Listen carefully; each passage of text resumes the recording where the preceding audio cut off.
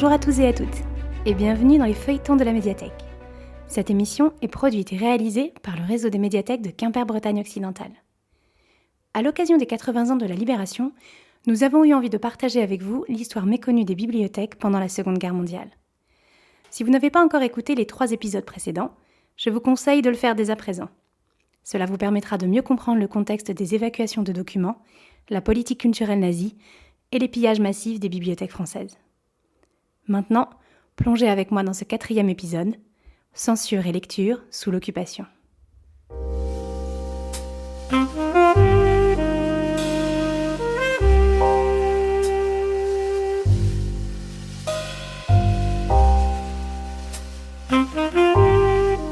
Parallèlement au pillage des œuvres d'art et des collections littéraires qui présentent un intérêt pour l'Allemagne, les services de propagande allemands souhaitent diffuser au sein de la population française leur idéologie et occuper les esprits. L'idée est bien de procéder à une épuration de la culture littéraire française afin de la remplacer par une littérature allemande favorable à la propagande nazie. Des milliers de livres vont donc être ainsi saisis, parfois brûlés dans des autodafés, dans cette logique nationaliste de remplacement de la pensée. Les bibliothèques n'échapperont ni à cette épuration, ni à la censure qui va s'en suivre.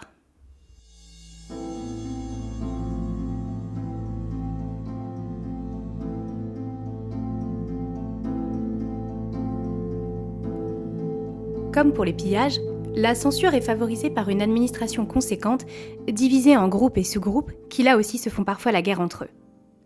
C'est ainsi qu'Otto Abetz, qui avait perdu la bataille des pillages face à l'état-major Rosenberg, s'approprie le travail de censure et de propagande littéraire qui revenait normalement aux militaires de la Propaganda Abteilung. L'ambassadeur a l'avantage de bien connaître Paris et ses milieux littéraires, et finit par complètement s'imposer jusqu'à ce qu'en 1943, le groupe Schriftum de la censure, dédié à la littérature, passe sous son seul commandement. Dès l'été 1940, une liste de 143 titres, dite liste Bernhardt, est publiée.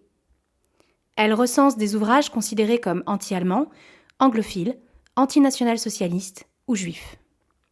Le temps du mépris d'André Malraux fait par exemple partie de cette liste.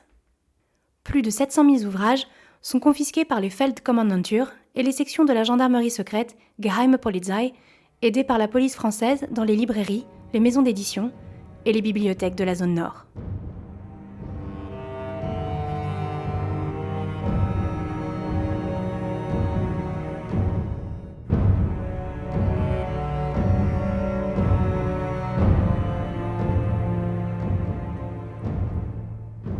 Otto Abetz, ainsi que la Propagandastafel et certains éditeurs français, éditent 3 listes supplémentaires entre 1940 et 1943.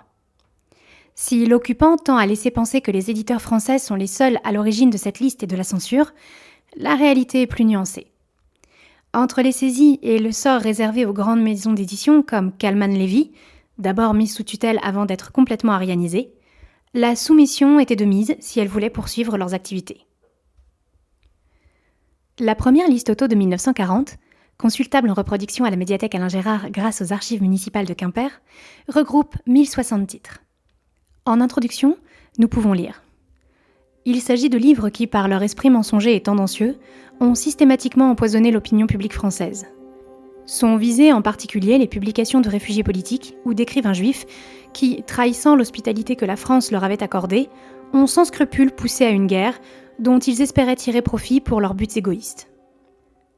Parmi les auteurs juifs interdits, on retrouve notamment Stefan Zweig, Léon Blum, Albert Einstein ou Sigmund Freud.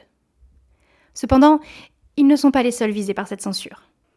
Dans les listes auto, on retrouve les auteurs dits anti-allemands, comme Charles de Gaulle, Winston Churchill, Georges Duhamel ou Pierre Loti, des auteurs allemands émigrés comme Thomas Mann ou Erich Maria Remarque, toutes les éditions de Mein Kampf, des ouvrages marxistes, mais aussi du fait des alliances et du pacte germano-soviétique, des livres hostiles au Duce ou à Staline.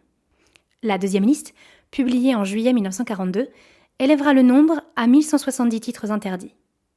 La troisième, enfin, publiée en mai 1943, condamne 934 livres de 706 auteurs, l'œuvre complète de 41 auteurs, leur interdisant en même temps de poursuivre leur carrière, ainsi que l'œuvre complète de 739 écrivains juifs. Cela revient donc à interdire entre 6 000 et 8 000 ouvrages.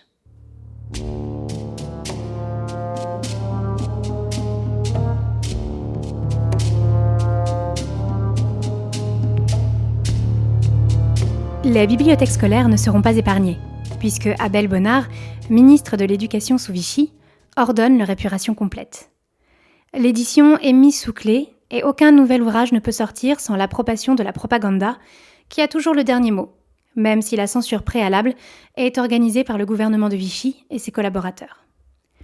Côté bibliothèque municipale, l'application des listes auto n'est pas aussi radicale qu'en maison d'édition ou en librairie, mais reste néanmoins une réalité. Les ouvrages ne sont pas saisis, mais mis sous clé. L'interprétation des listes est laissée aux bibliothécaires, ce qui peut se retourner contre eux en cas de contrôle des Feldkommandantur. Certains livres se retrouvent donc sous clé, même s'ils ne figurent pas sur les listes. Parfois, l'ordre de censure ou de saisie émane directement du préfet ou du maire. L'application des listes varie donc en fonction des bibliothèques, des tutelles ou du personnel.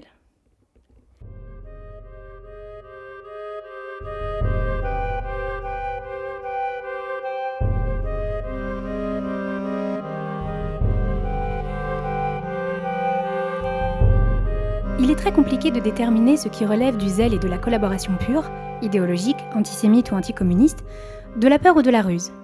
La majorité de la résistance des bibliothécaires s'étant opérée de façon passive. Certaines collections sont mises sous clé, avant tout pour les protéger des autorités allemandes, là où d'autres bibliothèques les éloignent du public par idéologie pro-allemande ou antisémite. Certaines bibliothèques vont cacher des ouvrages censurés pour les protéger et envoient à la Feldkommandantur des livres abîmés ou qu'elles décident de sacrifier afin de répondre aux exigences de l'occupant et parfois du gouvernement français.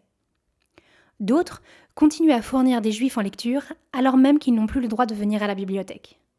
C'est le cas de la bibliothécaire de l'Heure Joyeuse, une bibliothèque jeunesse de Paris qui fait passer en douce des livres aux enfants juifs. Enfin, certaines bibliothèques n'achètent tout simplement pas d'ouvrages pendant l'occupation afin de ne pas faire entrer de la propagande dans leur collection. Comme dans le reste de la population, les bibliothécaires compteront malgré tout dans leur rang quelques résistants et résistantes actifs. Parmi elles et eux, on notera Yvonne Audon, du réseau du Musée de l'Homme, Julien Quin et une vingtaine de bibliothécaires de la BNF qui prennent le maquis ou rejoignent les FFI, les Forces françaises de l'intérieur, sous le commandement du général Koenig. Si Julien Quin et Yvonne Audon survivront à leur déportation, cela ne sera malheureusement pas le cas de tous les engagés dans la résistance.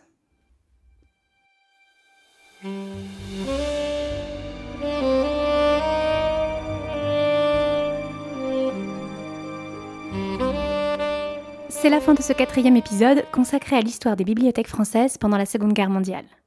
Vous retrouverez en description toutes les sources qui nous ont permis de réaliser cet épisode. Dans notre prochain numéro, nous parlerons du sort des bibliothèques à la Libération et du lourd bilan de 5 années d'occupation. À très bientôt.